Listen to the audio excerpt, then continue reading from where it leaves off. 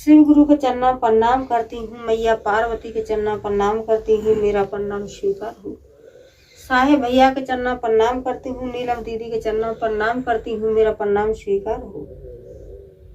साहेब भैया नीलम दीदी के माध्यम से हमें 3 सूत्र मिला है। पहले में दया मांगना है, दूसरे में चर्चा करना है, तीसरे में 1 से 8 बार से प्रणाम करना है। दया किस तरीके से मांगना है कि जैसे दरवाजे पे भिखारी आता है, दया से, भाव से, नेमी से, प्रेम से मांगता है। और दूसरे में आने जाने वाले व्यक्तियों को बताना है, बहन हम शिव के शिष्य बन गए हैं, आप भी शिव के शिष्य बन जाइए। और तीसरे में 1 से 8 बार से प्रणाम करना है। रुद्राक्ष की माला द्वारा कर सकते हो, सांस द्वारा कर सकते हो, उंगली द्वारा कर सकते हो, जैसे आपका मन चाहे जैसे आप कर सकते हो।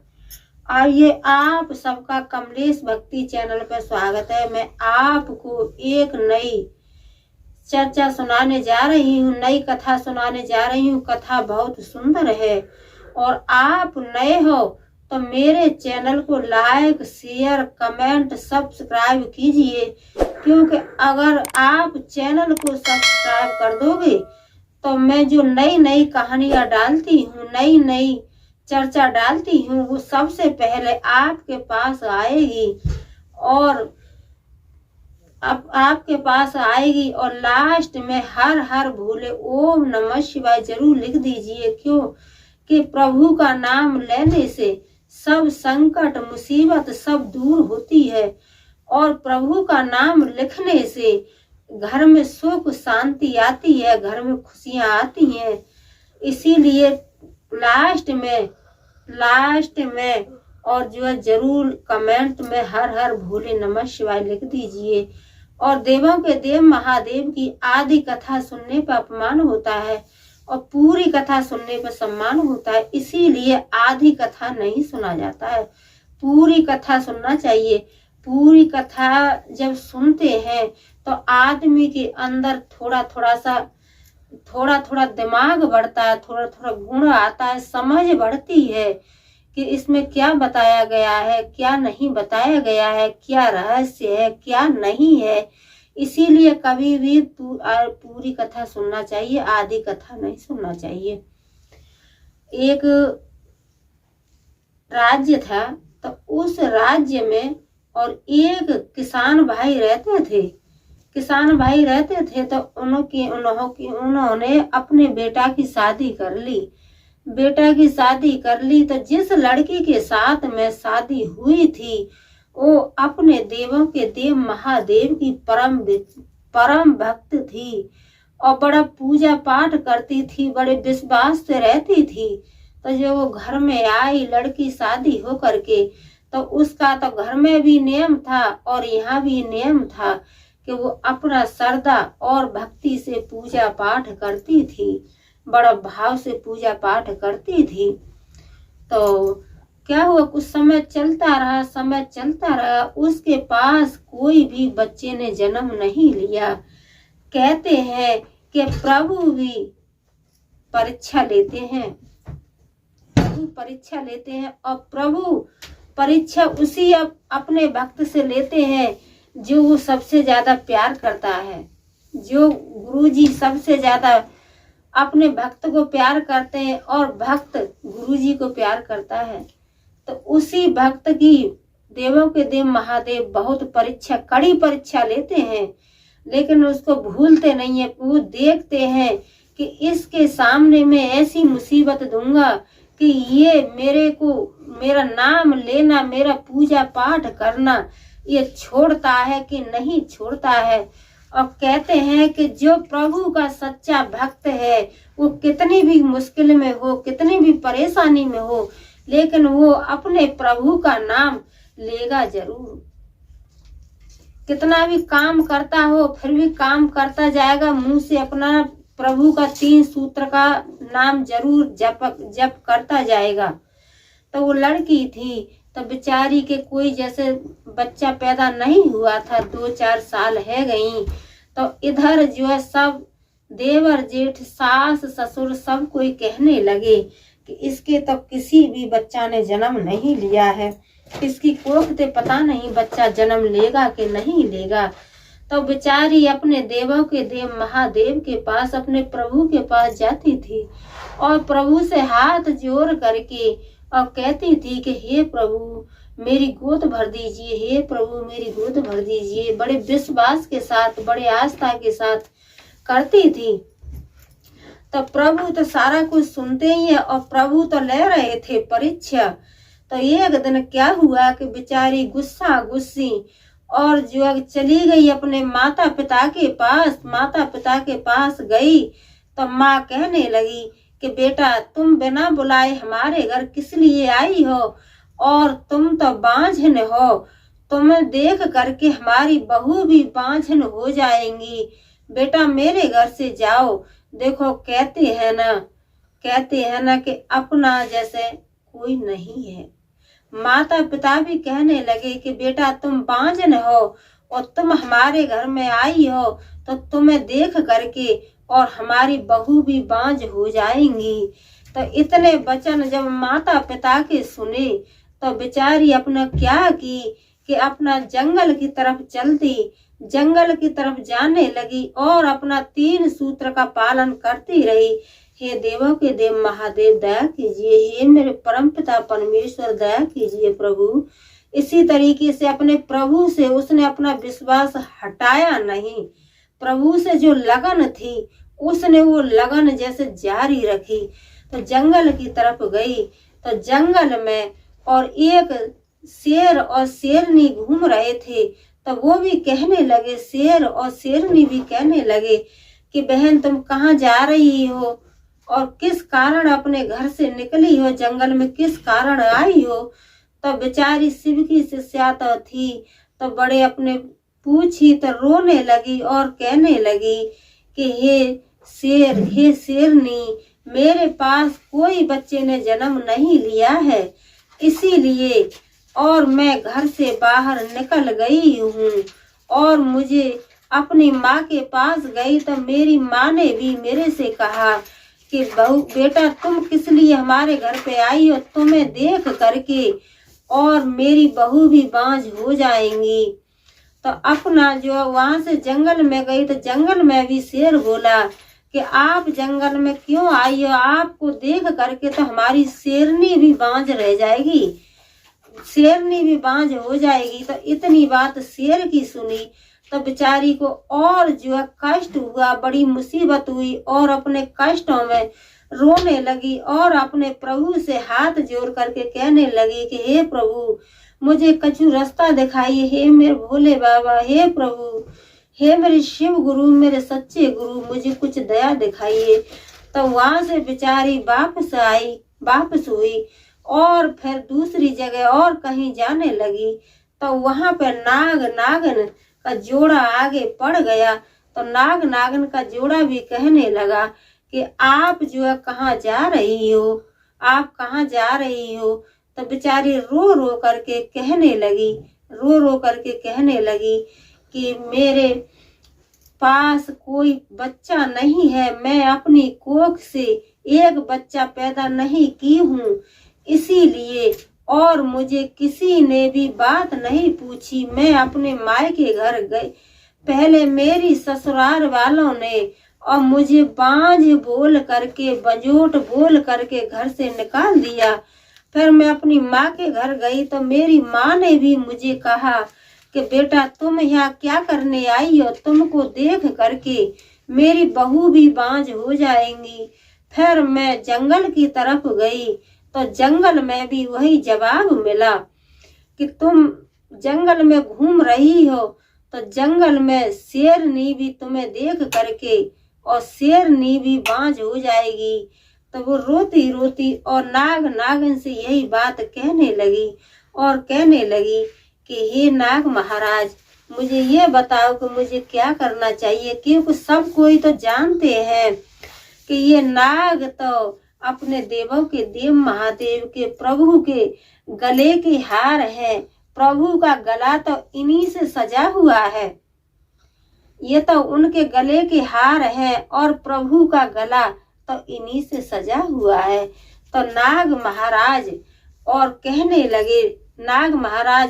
लगे, वो नाग और नागिन नहीं थे, वो तो शंकर भगवान और मैया पार्वती थे, लेकिन वो तो एक नाग और नागिन के भेष में मिलकर के आए।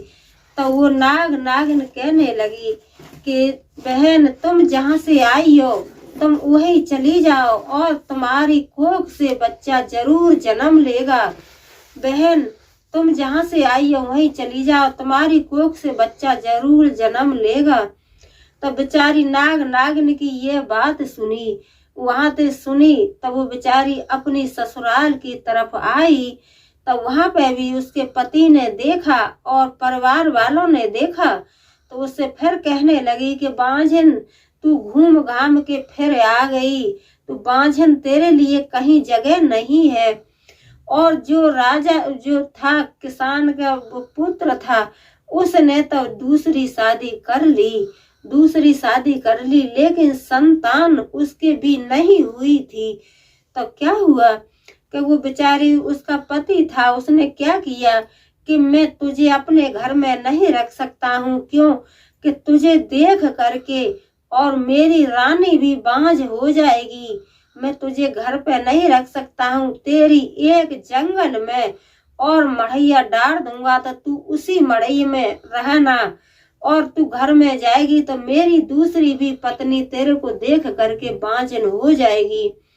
तो कोई बात नहीं, वो बेचारी अपना प्रभु से रात और दिन अपने लगन से, श्रद्धा से, भक्ति से, अपने देवों के देव महादेव से विश्वास करती रही।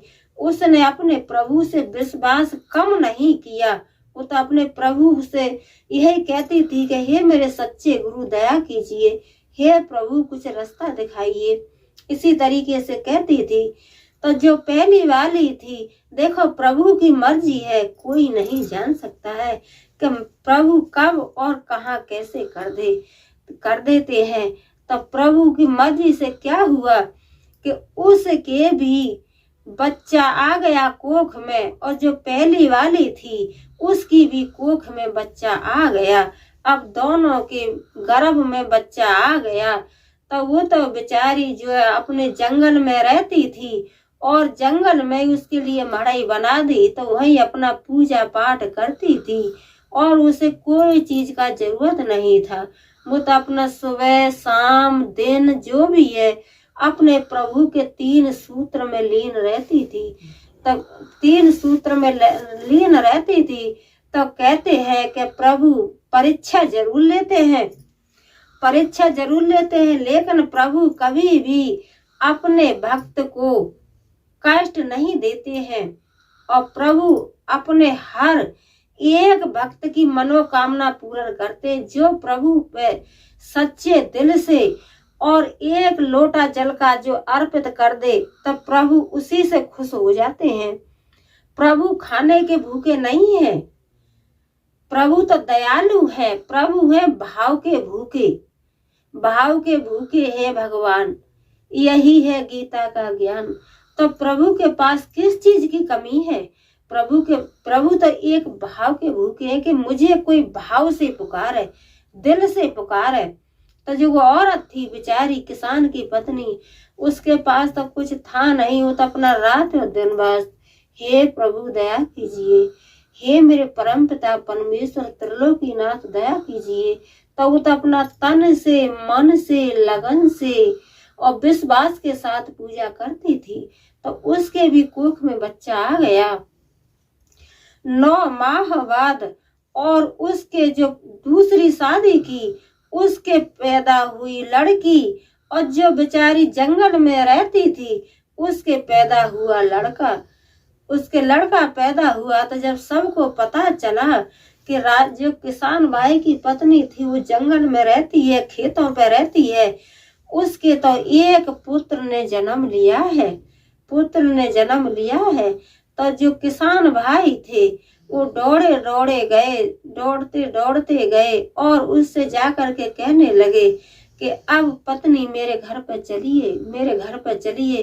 तो वो कहने लगी, वो पत्नी थी, वो कहने लगी कि उन दिनों को का आप भूल गए कि आपने भी और मेरे आपके माता ने, पिता ने और आप अपने माता पिता की बात मान करके मुझे भी घर से बाहर निकाल दिया और माता पिता के बहकाने में आ करके आप भी मुझसे बांझन बांझन कहने लगे। तो मैं उन दिनों को क्या भूल गई और मैं वहां से तुमने घर से निकाली तो गई माता पिता के पास। तो मेरी माता भी कहने लगी, मेरी माता ने भी कह दिया कि बेटी तुम हमारे घर क्या करने आई हो और तुम्हें देख करके मेरी बहू भी बांझ हो जाएंगी। तो वहां से मैं रोती रोती 3 सूत्र का पालन करती हुई जंगल की तरफ गई। जंगल की तरफ गई तो वहां पे भी एक शेर और शेरनी मिले थे जंगल के राजा। तो जंगल के राजा शेर भी कहने लगे कि बहन आप इस जंगल में क्या करने आई हो। तो मैंने बताया कि मेरे देवर जेठ मुझे सब कोई कहते हैं। तो जो जंगल के राजा शेर थे उन्होंने भी कहा कि चली जाओ बहन यहाँ से, और आपको देख करके तो मेरी शेरनी भी बांझ रह जाएगी, मेरी शेरनी भी किसी बच्चे को जन्म नहीं दे पाएगी। तो मैं वहां से भी चली आई। फिर दूसरे वन में जा रही थी तो वहां पर एक नाग और नागिन मिले थे। नागिन मिले थे तो उन्होंने मुझसे कहा कि बहन आप जंगल में क्यों घूम रही हो। तो हमने उनको बताया कि मेरे पास पुत्र नहीं है, कोई मैं संतान को जन्म नहीं दे सकी, इसीलिए मेरे कोई भी शकल देखना नहीं चाहता है, इसीलिए मैं इधर उधर भटक रही हूँ। तो नागिन ने और मेरे से कहा कि बहन तुम कहीं मत भटको, अपने घर जाओ और आपकी कोख से बच्चा जरूर जन्म लेगा, आपकी कोख से बेटा जरूर जन्म लेगा। तो मैं तो अपने शंकर भगवान के गले के हार है और उनका जो है गले के हार है और उनका गला उन्हीं से सजा हुआ है। तो मैं तो उनकी नागिन की बात मान करके और उल्टी अपनी ससुराल की तरफ आ गई।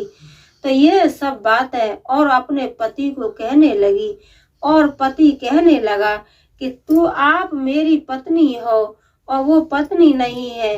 तो जब ही वो कहने लगी कि उन सब दिनों को क्या आप भूल गए,